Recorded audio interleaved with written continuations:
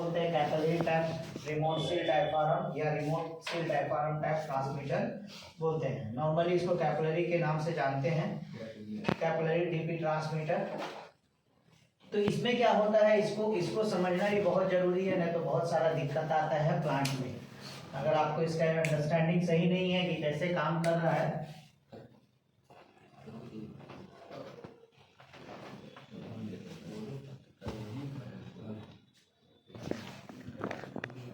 या पीटी भी आएगा, सिंगल है तो पीटी है, डबल है तो डीपी है। ठीक है। कभी कभी ऐसा भी होगा कि एक रिमोट सील डायफ्राम होगा और एक ट्यूब इसमें आके कनेक्ट होगा, ट्यूब भी आके कनेक्ट होता है। कभी कभी डीपी टैप है, एक में आपका रिमोट सील डायफ्राम होगा जैसे हाई साइड, तो हो सकता है कि लो साइड आपका सिर्फ ट्यूब हो। इस तरह का भी कुछ अरेंजमेंट हो सकता है। ठीक है, तो ये काम कैसे करता है,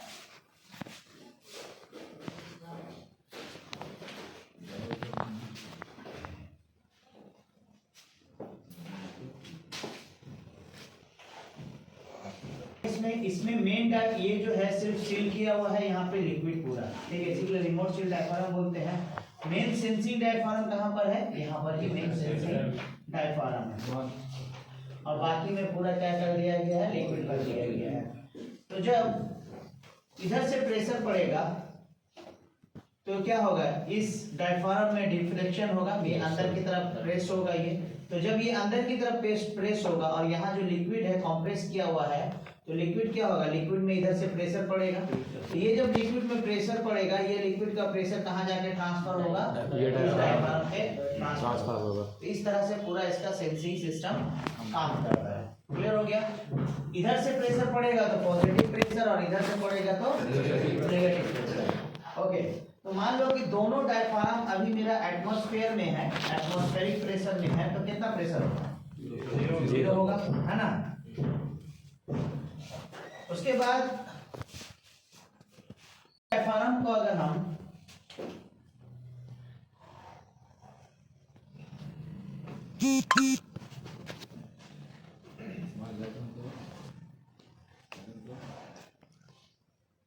इसी डायफ्राम को अगर हम ऊपर लेके चले जाते हैं, कितना, 80 इंच,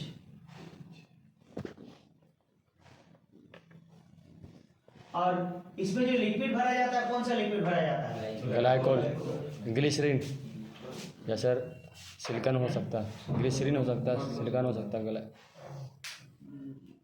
कैप्सूल में कौन सा लिक्विड भरा जाता है, बताओ, कैप्सूल में कौन सा लिक्विड भरा जाता है, सिलिकॉन ऑयल। क्यों, क्योंकि वो किसी साथ करोजन और ऑक्सीडेशन, मतलब सर किसी साथ मिक्स नहीं होता है, आई थिंक। ग्लाइकोल किसी के साथ, ग्लाइकोल को बोलते हैं इनर्ट लिक्विड, ऑक्सीडाइज होता है। हाँ,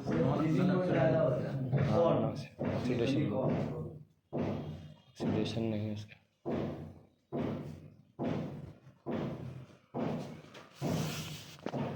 सिलिकॉन इसलिए यूज करते हैं क्योंकि उसका फ्रीजिंग एंड बॉइलिंग टेम्परेचर बहुत ज्यादा है। लिखाए थे, बताए थे, फिर भी क्योंकि यहाँ पे अगर दूसरा लिक्विड यूज करेंगे तो क्या होगा, फ्रीज हो जाएगा। अगर टेम्परेचर, प्रोसेस टेम्परेचर बहुत नेगेटिव में है तो क्या होगा, फ्रीज हो जाएगा। अगर बहुत ज़्यादा हाई टेम्परेचर है तो बॉयल होने लगेगा, तो भी मेरे को प्रॉब्लम क्रिएट होगा।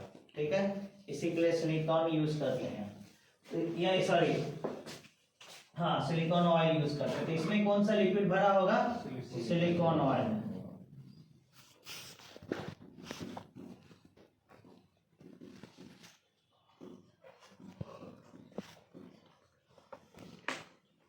तो सिलिकॉन ऑयल का जो है स्पेसिफिक ग्रेविटी जो होता है 0.934 होता है Sg, स्पेसिफिक ग्रेविटी। क्लियर हो गया। तो अगर हम इसको 80 इंच ऊपर उठाते हैं, और ये भी एटमॉस्फेरिक प्रेशर पे है, एटीएम पे है, और ये भी एटमॉस्फेरिक प्रेशर पे है, तो अभी ट्रांसमीटर कितना आउटपुट देगा, कितना प्रेशर सेंस करेगा,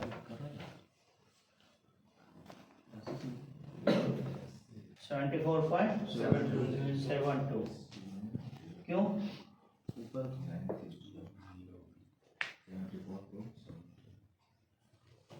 क्यों करेगा जी 74.72?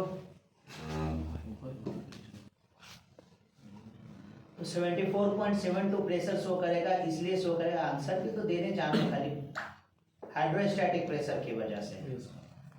हम लोग क्या पढ़े हैं कि जब भी कोई height of the column, liquid height column बढ़ता है तो क्या हो जाता है, हाइड्रोस्टैटिक प्रेशर क्रिएट हो। अब जरूरी नहीं है कि टैंक है या मोटा, अगर क्वार्टर इंच का ट्यूब है, ठीक है, उसका भी हाइट आपका बढ़ रहा है, मान लीजिए 10 मीटर का है, और एक टैंक है जो 10 मीटर जिसका रेडियस है और 10 मीटर हाइट है, और दोनों के बॉटम में सेम प्रेशर होगा, दोनों के बॉटम में क्या होगा, सेम प्रेशर होगा। तो जैसे ही यहाँ पे लिक्विड कॉलम का हाइट बढ़ गया वैसे ही यहाँ पर ये क्या किया, हाइड्रोस्टैटिक प्रेशर क्रिएट करने लगा। तो ये हाइड्रोस्टैटिक प्रेशर, तो यहाँ पे ये कितना शो करेगा, ट्रांसमीटर 74 है ना, inch of water column show करने लगेगा। क्लियर हो गया? तो अगर हम इसको भी ऊपर उठा देते हैं 80 इंच तो क्या होगा, 0। तो इसको भी अगर हम 80 इंच ऊपर उठाते हैं तो 0 हो जाएगा, है ना।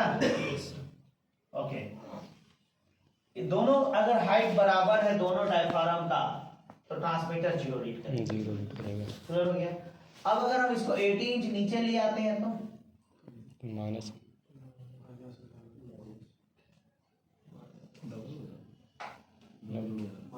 दोनों जुड़ जाएंगे।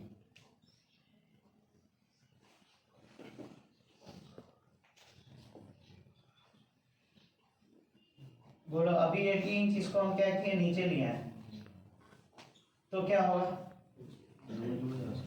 वो ऊपर है 80 इंच, ये नीचे है,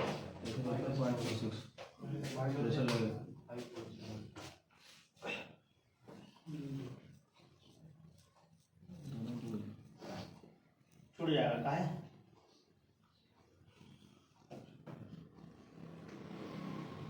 काहे जुड़ेगा, वो भी तुझे जानना जरूरी है।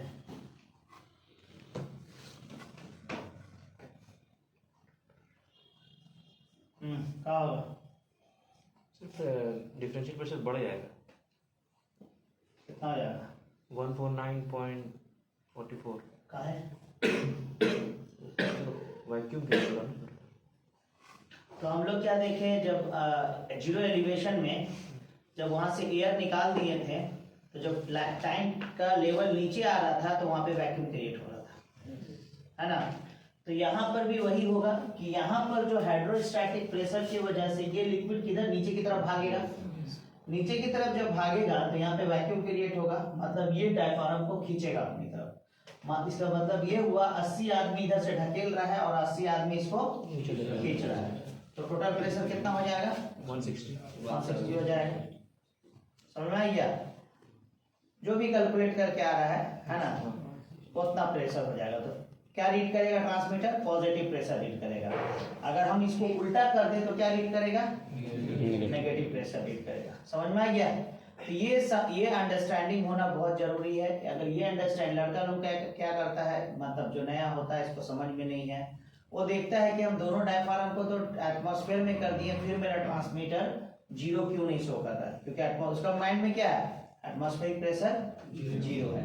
उसको पता ही नहीं कि ये ट्रांसमीटर फंक्शंस कैसे कर रहा है, और उसके बाद वो क्या करेगा, इसको 0 ट्रिम करेगा और ट्रांसमीटर को डैमेज कर देगा।